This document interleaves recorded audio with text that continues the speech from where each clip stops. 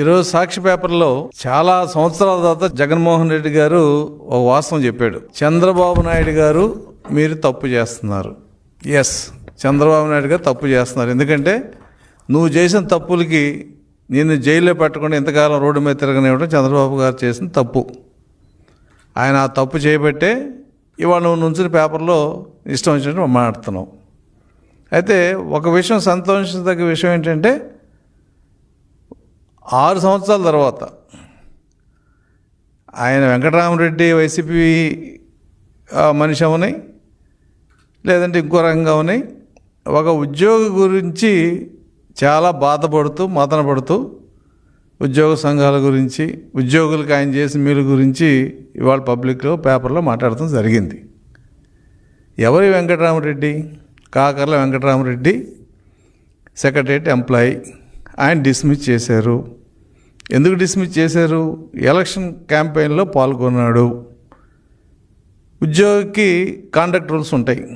Conduct రూల్స్లో అవినీతి, క్రమశిక్షణ రాహిత్యం, అయితే పని పట్ల నిర్లక్ష్యత, పని చేయకపోవటం, కొన్ని సందర్భాల్లో ఉద్యోగం మీద క్రమశిక్షణ చర్య తీసుకోవచ్చు అనేది కాండక్ట్ రూల్స్లో ఉంటుంది. ప్రతి కాండక్ట్ రూలు కేంద్ర రాష్ట్ర ప్రభుత్వ ఉద్యోగులందరికీ అప్లై అవుద్ది. ఆల్మోస్ట్ అవి ఇవి ఒకలానే ఉంటాయి. అయితే వెంకటరామరెడ్డి గారిని ఏదో చంద్రబాబు నాయుడు గారి ప్రభుత్వం డిస్మిస్ చేసిందని గగ్గోలు పెట్టే జగన్మోహన్ రెడ్డి గారికి మాజీ ముఖ్యమంత్రిగా అసలు ఏం జరిగింది తెలుసుకోకపోవటం దురదృష్టం. ఏం జరిగింది? ఏప్రిల్ 24లో, అంటే అప్పటికి ఎలక్షన్ కోడ్ ఉంది. ఈ కాకర్ల వెంకటరామరెడ్డి వైఎస్ఆర్సిపి ఆర్టీసీ యూనియన్ నాయకుడు చంద్రయ్య కలిపి కడప జిల్లాలో 4 డిపోల్లో ప్రత్యక్షంగా జెండాలు పట్టుకుని వైసీపీకి ఓటేయండి అని చెప్పి పాంప్లెట్లు పంచుతూ డిపోలో ప్రచారం చేశాడు. ఇది జరిగింది ఎప్పుడు? ఏప్రిల్, అంటే 2 ఏప్రిల్ 2024 సంవత్సరంలో. అప్పుడున్న returning officer, Kadapa Badvel returning officer collector గారికి రిపోర్ట్ పెట్టాడు. అయ్యే ఈ ఆర్టీసీ ఎంప్లాయీస్ కానీ వెంకటరామరెడ్డి కానీ ప్రభుత్వ ఉద్యోగులే, వీళ్ళు ఒక పొలిటికల్ పార్టీకి జెండాలు పట్టుకుని పాంప్లెట్ పంపించడం నేరం, దీని మీద తగు చర్య తీసుకోండి అని చెప్పి కలెక్టర్ ఎవరైతే ఈఆర్ఓగా ఉన్నాడో ఆయనకి రిపోర్ట్ పెట్టాడు. రిపోర్ట్ పెడతామే కాదు, ఒక 4 ఎఫ్ఐఆర్లు కూడా రిజిస్టర్ చేశారు వెంకటరామరెడ్డి ఆర్టీసీ ఎంప్లాయీస్ మీద. ఒక ఎఫ్ఐఆర్ 137/2024 డేటెడ్ 2/4/24. వాళ్ళ మీద ఆ ఎఫ్ఐఆర్లో ఏంటి? ఎన్ఎంయు డిపో సెక్రటరీ వెంకటరామరెడ్డి, చెల్లా చంద్రయ్య, వీళ్ళిద్దరి మీద ఒక ఎఫ్ఐఆర్. అంటే ఎలక్షన్ కోడ్ వయలేషను, ప్రభుత్వ ఉద్యోగిగా ఎలక్షన్ క్యాంపెయిన్ చేయటం 2. అలాగే రెండో ఎఫ్ఐఆర్ 81/2024, ఇది ప్రొద్దుటూరులో పెట్టారు ఆర్టీసీ ఎంప్లాయీస్, అలాగే వెంకటరామరెడ్డి మీద. మూడో ఎఫ్ఐఆర్ 116/2024 డేటెడ్ 2/4/24. ఇది ఎక్కడ? చెల్లా చంద్రయ్య, వెంకటరామరెడ్డి మైదుకూరు పోలీస్ స్టేషన్లో పెట్టారు వీళ్ళిద్దరి మీద.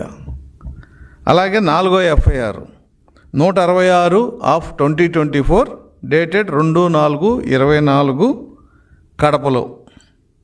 అంటే 4 ఎఫ్ఐఆర్లు ఎక్కడ పెట్టారు? బద్వేలు, కడప, మైదుకూరు, పొద్దుటూరు.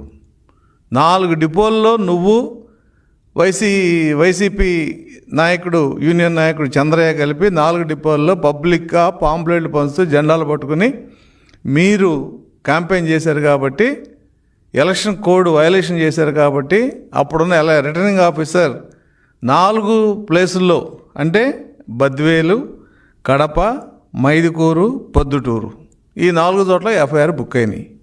2/4/2024 ఏ ప్రభుత్వం ఉంది? జగన్మోహన్ రెడ్డి గారు మీ ప్రభుత్వమే కదా ఉంది. ఎలక్షన్ కూడా అమల్లో ఉంది కదా, సెక్రటరియట్ ఎంప్లాయీ కదా, ఆ మాత్రం తెలియకుండా ఉంటుందా?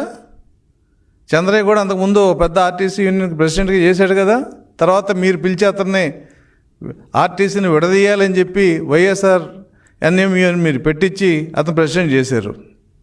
వీళ్ళిద్దరికి తెలియదా ఎలక్షన్ కోడ్ ఉండగా ఎలక్షన్ క్యాంపెయిన్ చేయడం తప్పని? చేశారు. ఒక చోట చేశారా? 4 చోట్ల చేశారు. జెండాల పట్టి తిరిగి పాంప్లెట్లు ఇచ్చి వైసీపీకి ఓటేయండి అని చెప్పి ప్రచారం చేశారు వాళ్ళు. మేము కంప్లైంట్ ఇచ్చామా? తెలుగుదేశం వాళ్ళు కంప్లైంట్ ఇవ్వలేదే. Returning officer, Badvel returning officer complaint ఇచ్చాడు. కలెక్టర్ గవర్నమెంట్కి రిపోర్ట్ ఇచ్చాడు. ఇది జరిగిన వాస్తవం. మీరు మాజీ ముఖ్యమంత్రిగా తెలుసుకోండి. GO number 464, date 21/8/2024. ఈ జీవోలో ఇవన్నీ ఉన్నాయి. అయితే ఎలక్షన్ టైంలో కలెక్టర్ కడప వీళ్ళందరూ ఎలక్షన్ క్యాంపెయిన్లో పాల్గొన్నారని చెప్పి గవర్నమెంట్కి రిపోర్ట్ ఇస్తే, ఎన్నికలు అయిపోయిన తర్వాత మీరు పాపం 11 సీట్లతో సరిపెట్టుకోవాల్సి వచ్చింది. మేము అధికారంలో రాగానే, మా పార్టీ అధికారంలో రాగానే ఏదైతే ఈ రిపోర్ట్ ఉందో రిపోర్ట్ మీద కలెక్టర్ని ఎంక్వైరీ చేయమన్నారు. ఆయన రిపోర్ట్ ఇచ్చాడు. రిపోర్ట్ ఇచ్చిన తర్వాత 18/4/2004లోనే ఆ రిపోర్ట్ వస్తే, ఆ రిపోర్ట్ మీద వెంకటరామరెడ్డిని సస్పెండ్ చేశారు. ఎవరు సస్పెండ్ చేశారు? సెక్రటరీ పంచాయతీరాజ్, ఎక్కడో ఆయన పనిచేస్తున్నాడో ఆయనతో పాటు ఆర్టీసీ ఎంప్లాయీస్ని కూడా సస్పెండ్ చేశారు. ఎవరు సస్పెండ్ చేశారు? మీ ప్రభుత్వంలో ఉన్న సెక్రటరీ సస్పెండ్ చేశాడు. 18/4/2004లో ఎవరున్నారు? ఎలక్షన్ కోడ్ ఉంది, మేము లేవు. సస్పెండ్ చేశారు. మిమ్మల్నే కాదు, ఆర్టీసీ ఎంప్లాయీస్ కూడా సస్పెండ్ చేశారు. ఎలక్షన్లు అయినాయి, 11 సీట్లు వచ్చినాయి, మా ప్రభుత్వం వచ్చింది. దీని మీద అనేక రకాలైన పిటిషన్లు, కంప్లైంట్స్ వచ్చినాయి. ప్రభుత్వం వెరిఫై చేసింది. ఎస్, నువ్వు తప్పు చేసావు, వైలేషన్ జరిగింది. ఆ వైలేషన్ ప్రకారం మీ ప్రభుత్వంలోనే చర్యలు ప్రారంభమైనాయి. జగన్మోహన్ రెడ్డి గారు, వెంకటరామరెడ్డి గారు, ఇద్దరు మీరు గుర్తుపెట్టుకోండి. తెలుగుదేశం ప్రభుత్వంలో ఏం జరగల, మీ ప్రభుత్వంలోనే దీని మీద రిపోర్ట్లు రావటం, దీని మీద చర్యలు తీసుకోవడం జరిగింది. ఈ ప్రభుత్వం వచ్చింది. వచ్చిన తర్వాత జూన్లో వచ్చింది. ఆగస్టులో మేము దీని మీద ఎంక్వైరీ చేసాం. ఏది అసలు ఇదంతా ఎలా జరిగింది, ఏంటి, ఇది వాస్తవం కాదా? ఎందుకంటే అది చట్టపరంగా ఏ ప్రభుత్వ ఉద్యోగినైనా సస్పెండ్ చేస్తే ఏ కారణాల వల్ల సస్పెండ్ చేశారో ఆ కారణాలు అబద్ధమా నిజమా అనే విషయాన్ని ఎంక్వైరీ చేస్తారు. ఆ ఎంక్వైరీ చేశారు. అది ఎప్పుడు ఇచ్చారు? ఆగస్టు 24లో ఈ ప్రభుత్వం ఆర్డర్ చేసింది. ఎంక్వైరీ రిపోర్ట్ వచ్చింది. ఎంక్వైరీ రిపోర్ట్ వచ్చిన తర్వాత చాలా క్లియర్గా కలెక్టర్ కానీ, ఎంక్వైరీ రిపోర్ట్లో వచ్చిన వాళ్ళు కానీ, వీళ్ళు పాల్గొన్న మాట వాస్తవమే. వీళ్ళు పాల్గొనటమే కాదు, వీళ్ళు చేసిన క్యాంపెయిన్ ప్రొసీజర్ ఆ రోజున అంటే 2/4/2024 ప్రభుత్వ ఉద్యోగులు ఈ రకంగా వైసీపీ నాయకుల కంటే ఎక్కువగా ప్రచారం చేసి, జెండాలు పట్టుకుని పాంప్లెట్ ఇచ్చి ప్రచారం చేసిన పరిస్థితి. ఇది వాస్తవం కాదా? ఇది ఈరోజు పేపర్ కాదు. 2/4/2024 మీ ప్రభుత్వం ఉన్నప్పుడు రాసిన సత్యాలు ఇవి. అది కలెక్టర్ గారు ఆయన రిపోర్ట్లో ఎస్ ఇవంతే వాస్తవమే, మా దగ్గర వీడియో క్లిప్పింగ్లు అన్నీ ఉన్నాయి, పేపర్ కటింగ్స్ అన్నీ ఉన్నాయి. కాబట్టి ఈ ఎలక్షన్ క్యాంపెయిన్లో పాల్గొన్న ఆర్టీసీ ఎంప్లాయీస్ వెంకటరామరెడ్డి మీద క్రమశిక్షణ చర్యలు తీసుకోండి అని చెప్పి రాయటం జరిగింది. అప్పుడు ఈయనకి మన ప్రొసీజర్ ప్రకారం, కాండక్ట్ రూల్స్ ప్రకారం ఛార్జెస్ ఫ్రేమ్ చేశారు. ఆ ఛార్జెస్ ప్రూవ్ అయినాయి కాబట్టి మొన్న 20వ తారీఖున ఏ పనిష్మెంట్ అయితే ఇవ్వచ్చో ఆ పనిష్మెంట్ ఇచ్చి ఆ ఎంక్వైరీ కంప్లీట్ చేశారు. పనిష్మెంట్లో చాలా రకాలు ఉన్నాయి. డిస్మిస్ చేయొచ్చు, డిమోషన్ చేయొచ్చు, ఉన్న క్యాడర్ తగ్గించవచ్చు, పెన్షన్ తీసేయచ్చు, రకరకాల పనిష్మెంట్లు ఉన్నాయి. చేసిన నేరం బట్టి పనిష్మెంట్ ఇవ్వాలని చెప్పి ప్రభుత్వం ఉన్న గైడ్లైన్స్ అలా ఉంటాయి. కాబట్టి వాళ్ళు డిస్మిస్ చేశారు. ఓకే, డిస్మిస్ చేశారు. నువ్వు మాజీ ముఖ్యమంత్రివి. అతను ఎక్కడో సెక్రటేరియట్లో 12 మందిల్లో, ఆయన చీఫ్ సెక్రటరీ కాదు, లేదా ప్రిన్సిపల్ సెక్రటరీ కాదు, ఓ సెక్షన్ ఆఫీసర్. అతను డిస్మిస్ చేస్తే చంద్రబాబు నాయుడు నువ్వు తప్పు చేస్తున్నావు అని చెప్పి నువ్వు చెప్పడం. అసలు జగన్మోహన్ రెడ్డి గారు మీ గురించి ఇవాళ ఒక ప్లస్ పాయింట్ ఏంటంటే, మీరు ఇవాళ వాస్తవాల్లోకి వచ్చారు. ఇప్పుడు దాకా గాలిలో ఉన్నారు, ఎక్కడెక్కడో మేము వస్తే పొడి చేస్తాం, మేము వచ్చి ఇరి చేస్తాం, మీ సంగతి తేలుస్తాం, ఇవన్నీ మాట్లాడారు. అట్లాగే మీరు 29 మీ ప్రభుత్వం వస్తే మళ్ళీ రీఇన్స్టేట్ చేసుకోండి. ఏంటి దాని గురించి ఎందుకు అంత ఇబ్బంది? ఇప్పుడు మీ తరఫున గతంలో మీ నాన్నగారి తరఫున కొంతమంది ఉద్యోగస్తులు ఉద్యోగాన్ని రిజైన్ చేసి కంటెస్ట్ చేస్తే వాళ్ళు ఓడిపోయిన తర్వాత మళ్ళీ వాళ్ళకి ఉద్యోగం ఇచ్చారు. ప్రభుత్వంలో కొన్ని ఆనవాయితీలు ఉన్నాయి. సో మీరు కూడా వస్తే వెంకటరామరెడ్డి ఉద్యోగం ఇచ్చుకోండి, ప్రమోషన్ ఇచ్చి ఇదిగో ఇంకో 3 ఏళ్ళు ఉంది, ఈ 3 ఏళ్ళ జీతం అన్నీ సర్వీస్లో ఉన్నట్టుగా ట్రీట్ చేసి మీరు జీవో ఇచ్చుకోండి. ఏమన్నా అధికారం మీకు ఉంటుంది కదా ఆ రోజున. దానికి చంద్రబాబు నువ్వు తప్పు చేస్తున్నావు, వెంకటరామరెడ్డి చేసిన అన్యాయం అని చెప్పి ఇవాళ మీరు గుండెలు బాదుకోవడం దేనికి? మీరేం చేశారు మీ హయాంలో? వెంకటరామరెడ్డి ఒకడే ఉద్యోగ రాష్ట్రంలో? మీరు సచివాలయంలో ఎంప్లాయీస్ని రామకృష్ణని సస్పెండ్ చేసి జైల్లో పెట్టించినప్పుడు, అలాగే ఫైనాన్స్ డిపార్ట్మెంట్లో కొంతమందిని అపాయింట్మెంట్ ఇవ్వకుండా సస్పెండ్ చేసినప్పుడు, ఎల్వి సుబ్రహ్మణ్యం విషయం ఏమైంది? అసలు ఏబీ వెంకటేశ్వరరావు మీరేం చేశారు? హైకోర్టు సుప్రీంకోర్టుకి వెళ్ళి పోరాడి 5 సంవత్సరాలు మీరు వీఆర్లో ఎన్ని వందల మందిని మీరు వీఆర్లో పెట్టారు. డాక్టర్ సుధాకర్ని ఎందుకు కొట్టించారు? మాస్క్ అడిగినందుకు. ఇవన్నీ ఈ నేరాల ఘోరాలని మా టైంలో జరిగినాయా? ఇవాళ ఒక వెంకటరామరెడ్డికి డిస్మిస్ చేసేపాటికి ఏదో ధర్మం అంతా అధర్మం అయిపోయినట్టు మాట్లాడుతున్నావు మిస్టర్ జగన్మోహన్ రెడ్డి. అసలు నువ్వు చేసిన అరాచక పాలన భారతదేశంలో ఏ ముఖ్యమంత్రి చేయలే. వెంకటరామరెడ్డిని అడ్డుపెట్టుకుని ఆ రోజు జరిగిన ఉద్యమంలో ఏది బీఆర్టీఎస్ ఉద్యమానికి ఉద్యోగస్తులు 1,00,000 మంది వస్తే బెదిరిపోయి ఉద్యోగ నాయకులందరిని పిలిపించి బెదిరించి వాళ్ళని బ్లాక్మెయిల్ చేసి పీఆర్సీ రివర్స్ బయాస్ ఇచ్చావు. భారతదేశంలో రివర్స్ బయాస్ ఇచ్చిన ఏకైక ముఖ్యమంత్రి నువ్వే. నువ్వు వెళ్ళిపోయిన నాటికి 30,000 కోట్లు బాకీలు ఉన్నాయి ఉద్యోగస్తులకి. ఆ 30,000 కోట్లు పెట్టుకుంటే ఇప్పటికి పీఆర్సీ వచ్చేది ఉద్యోగస్తులకి. ఇప్పటికి 20,000 కోట్లు ఈ ప్రభుత్వం చెల్లించింది. వాళ్ళ సిపిఎస్ బాకీలు అన్నీ అప్డేట్ చేసాం. ఇవాళ సిపిఎస్ పేమెంట్లో అప్డేట్గా ఉంది ఆంధ్ర రాష్ట్రం ఒక్కటే. AP stands first. నీ టైంలో 10 నెలల బాకీలు పెండింగ్ పెట్టావు. జీపీఎఫ్ డబ్బులు ఇవ్వాలా, ఏపీజేలో డబ్బులు ఇవ్వాలా. నిన్న కాక మొన్న 7,000 కోట్లు ఇచ్చింది ప్రభుత్వం ఈ ప్రభుత్వం ఉద్యోగస్తులకి. ఏం చేసావు నువ్వు? మాడుతున్నావు. నీకు అసలు హక్కు ఉందా? చంద్రబాబు నాయుడు చేసిన తప్పే.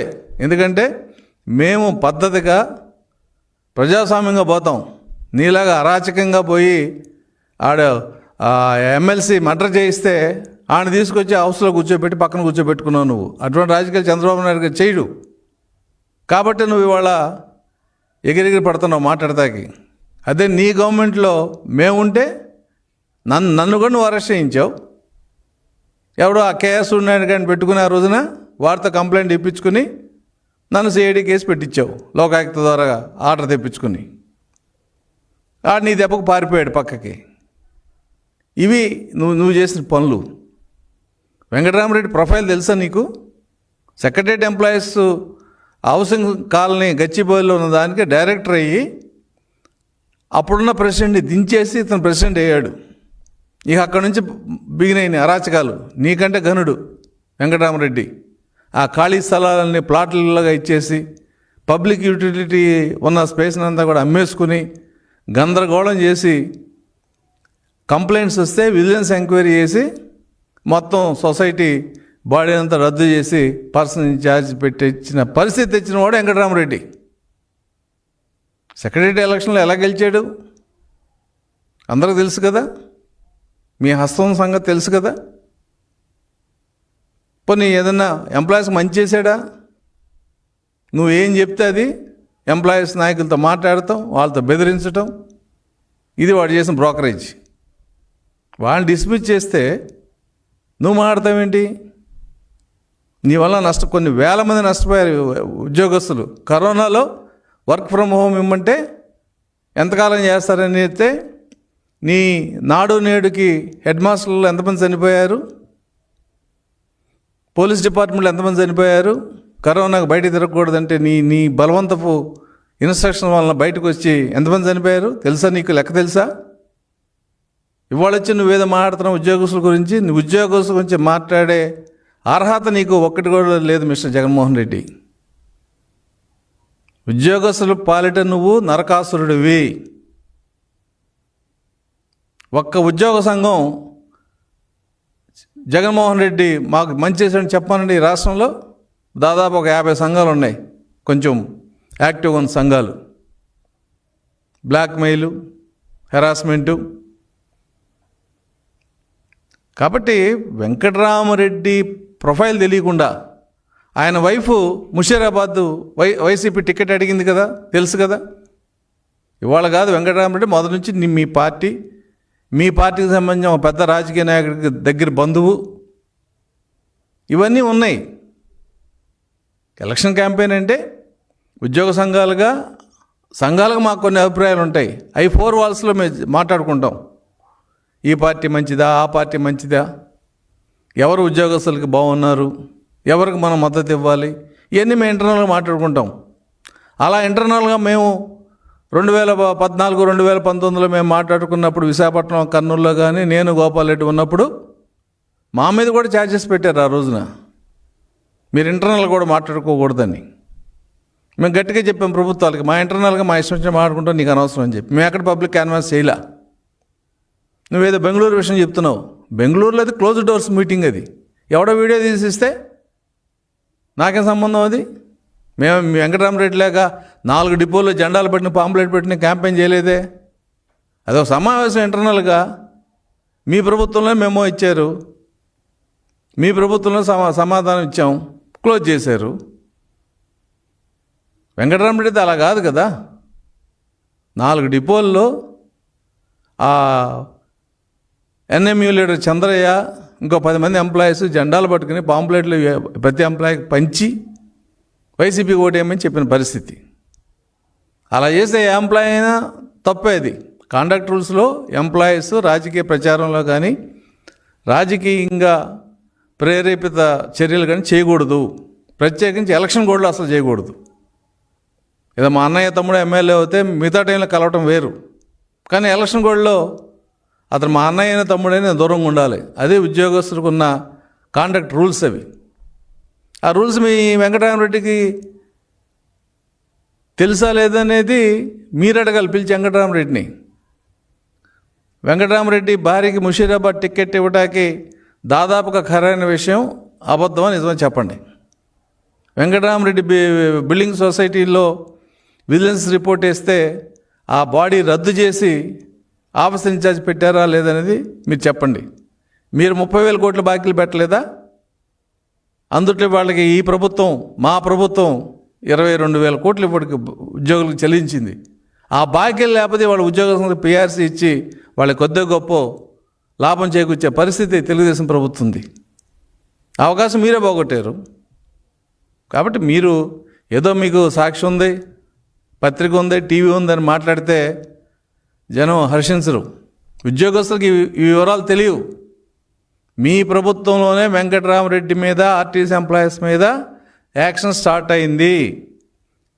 ఏప్రిల్ 24లోనే RDO Badvel, collector Kadapa report మీదే మీ ప్రభుత్వంలోనే ఇతను సస్పెండ్ అయ్యాడు.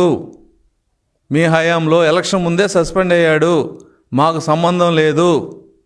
మరి ఆ రోజు మీరు ఆపద్ధర్మ ముఖ్యమంత్రి కదా, సెక్రటరీ చెప్పి ఆపమని చెప్పచ్చు కదా, ఎందుకు చెప్పలా మీరు? తర్వాత మేమేం చేస్తాం? ఆ రికార్డు తీసేస్తాం. మేము ఎలక్షన్ కమిషన్ ఇచ్చిన రికార్డు మేము తీసేస్తామా? మేము రక్షించడానికి. నువ్వు గెలిచి వచ్చి ఆ పని చేసుకో.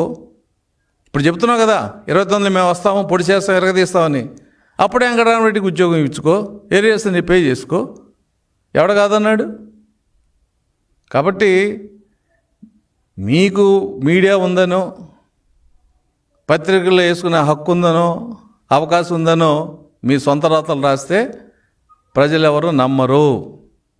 వెంకటరామరెడ్డి నీకంటే ఎక్కువ అరాచకాలు చేశాడు సెక్రటేరియట్లో. ఆయన కావాల్సిన వాళ్ళకి కావాల్సిన సీట్లలో మానిటరీ ట్రాన్సాక్షన్ చేసి పోస్టింగ్లు ఇచ్చుకున్నాడు. ఇది వాస్తవం. కాబట్టి వెంకటరామరెడ్డిని డిస్మిస్ చేయటం అనేది ఉద్యోగస్తుల యొక్క సర్వీసు నిబంధన ప్రకారం జరిగింది. మరి నువ్వు ఏబి వెంకటేశ్వరని 5 years ఎందుకు పెట్టావు? ఎల్వి సుబ్రహ్మణ్యం హెచ్ఆర్టీకి ఎందుకు వేసావు? ఆ డాక్టర్ గారు మాస్క్ ఎందుకు ఆయన ఎందుకు కొట్టించావు? ఈయనంటికి నువ్వు సమాధానం చెప్పు. చెప్తే వెంకటరామరెడ్డిని డిస్మిస్ చేయటం అనేది ఏ సందర్భంలో జరిగిందో ప్రభుత్వం చెప్పుద్ది. అది చెప్పకుండా ఊరికనే స్టేట్మెంట్లు ఇస్తే అది మంచిది కాదు. జగన్మోహన్ రెడ్డి గారు, వెంకటరామరెడ్డి కుటుంబం మొత్తం వైసీపీ, మాకు తెలుసు, అది ప్రజలకు తెలియకపోవచ్చు. అయితే అభిమానం ఉండొచ్చు. మేము కూడా ఉద్యోగ సంఘాలుగా కొన్ని ప్రభుత్వాలు సమర్థించిన పరిస్థితులు ఉన్నాయి, కొన్ని ప్రభుత్వాలను వ్యతిరేకించిన సందర్భాలు ఉన్నాయి. ఆ సందర్భాలు మేము ఇంటర్నల్గా మాట్లాడిన విషయాలే తప్ప పబ్లిక్ అంటే జెండా పట్టుకుని చొక్కా వేసుకుని తిరగలేం మేము. కాబట్టి ఇవాళ ఏది జరిగినా అది ప్రభుత్వ ఉద్యోగుల కాండక్ట్ రూల్స్ ప్రకారం జరిగింది. దానికి ఎవరైనా ఒకటే. గతంలో కూడా చాలామంది ఎంప్లాయీస్ తెలుసో తెలియకో వాళ్ళ చుట్టాలు ఎవరో ఇలా ఎలక్షన్ క్యాంపెయిన్లో ఉంటే, ఎలక్షన్ క్యాంపెయిన్ దగ్గర ఉంటే ఆ ఫోటోలు తీసి ఎలక్షన్ కమిషన్ పంపిస్తే వాళ్ళ మీద చట్టపరమైన చర్యలు తీసుకున్న సందర్భాలు ఉన్నాయి. కానీ అక్కడ ఇంటెన్షన్ ఉండదు. ఏదో మా తమ్ముడు ఎమ్మెల్యే అయితే నేను వెళ్తాను వాడి ఇంటికి, అది ఫోటో తీసి పెడితే ఎలక్షన్ కోడ్లో తప్పే, నేరం అది. కానీ అది ఇంటెన్షన్ చేసింది కాదు అది. కానీ ఇక్కడ ఎలక్షన్ కోడ్ ఉండగా 4 డిపోల్లో ప్రచారం చేయటం అనేది ఉద్దేశపూర్వకంగా చేసింది. కాబట్టే మేజర్ పెనాల్టీ డిస్మిస్ అనేది ప్రభుత్వం ఇచ్చింది. దాన్ని ఆయన వ్యక్తిగతం, దాన్ని ఆయన ఎలా తీసుకుంటాడా, కోర్టుకు వెళ్తాడా లేకపోతే అప్పీల్ చేసుకుంటాడా, అది ఆయన ఇష్టం. కానీ రాజకీయంగా నీకు మాట్లాడే అర్హత లేదు. నీ చిట్టా చదవాలంటే ఒక పూట చాలు. జగన్మోహన్ రెడ్డి, దయచేసి ఇటువంటి విషయాలు తలదొచ్చుకుంటూ ఉంటేనే నీకు నీ పార్టీకి ఇప్పుడున్న గౌరవం మిగులుతుందని నేను అడ్వైజ్ చేస్తున్నాను.